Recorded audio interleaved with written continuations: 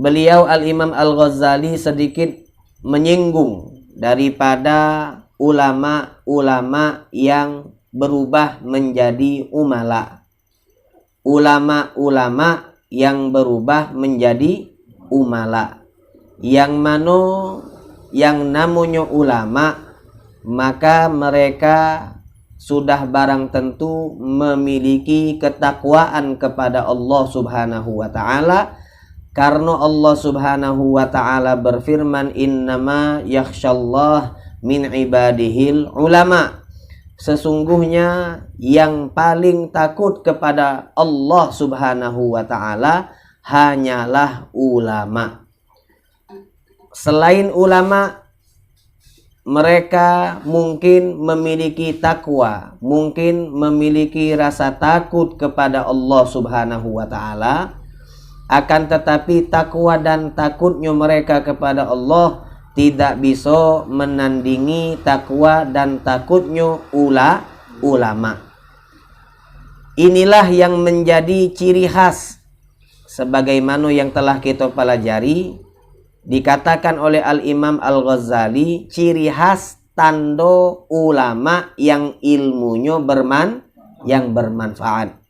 Jikalau ada ulama yang berubah menjadi umala.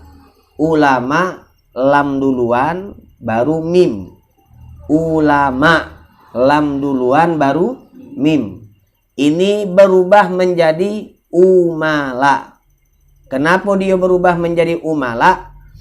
Karena sarana ataupun media ilmu yang seharusnya mengantarkan seseorang untuk takwa kepada Allah Subhanahu wa ta'ala, dari pertama dia kelasnya adalah seorang daripada hamba Allah yang awam.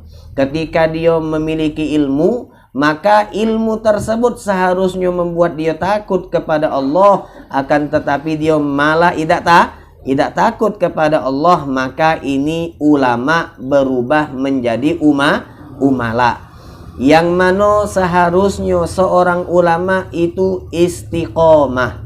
Istiqomah di dalam memegang teguh ajaran Nabi Muhammad sallallahu alaihi wasallam.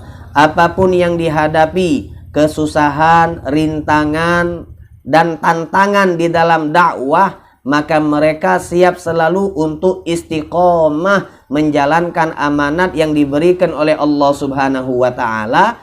Akan tetapi kalau umala beda. Dionyo bukan istiqomah, akan tetapi umala ini sifatnya mencela menceli. Tergantung situasi dan kondisi, maka hukum-hukum Allah yang mereka pelajari itu dengan sangat mudah mereka ubah demi kepentingan daripada hawa nafsu yang tersimpan di dalam diri mereka. Nah, inilah katanya Al-Imam Al-Ghazali, ciri-ciri ulama su' yang berubah menjadi umala. Itu tandanya ketika rasa takut mereka bukan kepada Allah, tetapi takutnya mereka berubah. Takut sama pejabat, takut sama pemerintah, takut sama kedudukan, takut sama kemiskinan, dan seterusnya, dan seterusnya. Nah, inilah ketika wong itu sudah tujuannya bukan untuk Allah,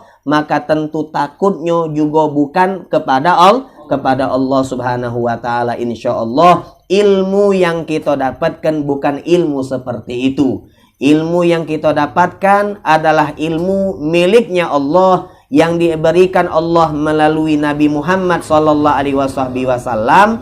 Maka yang paling pantas bagi kita sebagai tanda syukur kepada Allah adalah selalu menjadikan ilmu yang merupakan karunia dari Allah Subhanahu wa ta'ala ini untuk modal utama kita hanya takut kepada Allah Subhanahu wa ta'ala.